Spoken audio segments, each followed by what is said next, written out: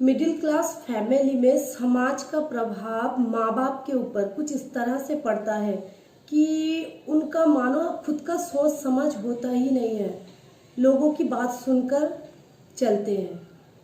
अगर आप भी एक माँ हो और आपको भी आपके आस पड़ोस कहते हैं कि आपकी इतनी सारी बेटियां हैं, जल्दी से विदा कर दो, बोझ उतर जाएगी, या फिर आपकी बेटी बहुत ज़्यादा खूबसूरत है, यही रिश्ता आया है, उम्र कम हुआ तो क्या होगा, ऐसा रिश्ता शायद फिर ना आए, जल्दी से विदा कर दो, हाथ पीले कर दो।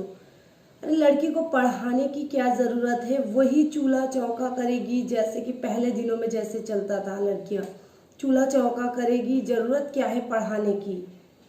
और पढ़ाते पढ़ाते कुछ ऊंच नीच हो गया तो इस तरह का सोच अभी भी, इस मानसिकता के लोग अभी भी इस दुनिया में मौजूद है और गांव में ज़्यादातर होते ही हैं।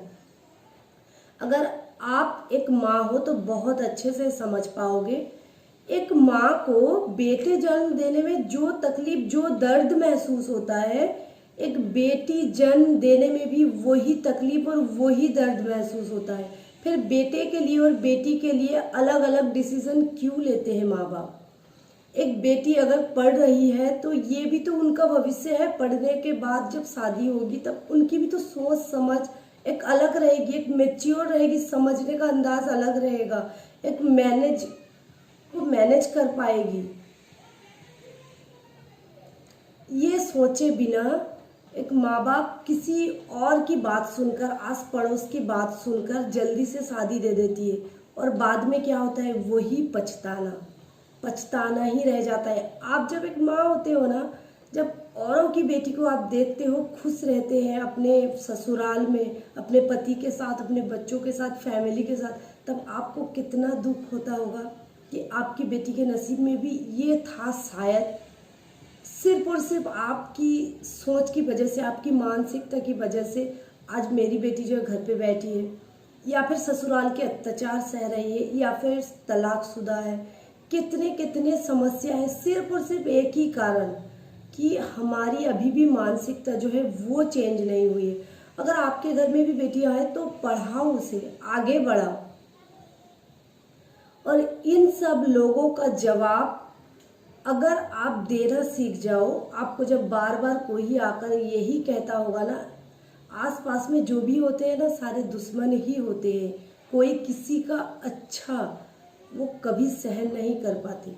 अगर आप इन लोगों को एक बार जवाब दे सकते हो ना कि मैं माँ हूँ, मैं समझती हूँ कि मेरे बच्चे की भलाई किस में है, अगर ये एक बार आप मुंह खोल दो ना तो देखना ये लोग आपको दोबारा से कभी नहीं कहने आएंगे। एक बेटी की जल्दबाजी में शादी देकर क्या मिलता है, उसकी खुशी का क्या, उसकी भविष्य का क्या। नसीब में जो है सो तो होगा, वो कोई नहीं रोक सकता। जो नसीब में लिखा होता है, एक लड़की के नसीब को ही सबको सबसे ज़्यादा डर होता है। नसीब में जो है सो तो है, बट आप अगर एक माँ होकर, आप अगर एक पिता माता होकर, एक पेरेंट्स होकर, आप पहले ही उसकी ज़िंदगी क्यों खराब करें, उसकी भविष्य क्यों खराब करें। आपको एक बेटी पाल पोस कर बड़ा करने में जो दुख तकलीफ मेहनत लगती है, एक बेटे पाल पोस कर बड़ा करने में भी वही दुख तकलीफ वही मेहनत लगती है। फिर भी बेटों के लिए सोच अलग होती है और बेटी के लिए सोच अलग होती है। कृपया आपके घर में भी अगर बेटी है, जल्दबाजी में शादी ना दे, अच्छा रिश्ता देखकर यूं ही कहीं मत दे दीजिए, या फिर बेटी को ना पढ़ाकर किसी और की बात सुनकर शादी नहीं देना।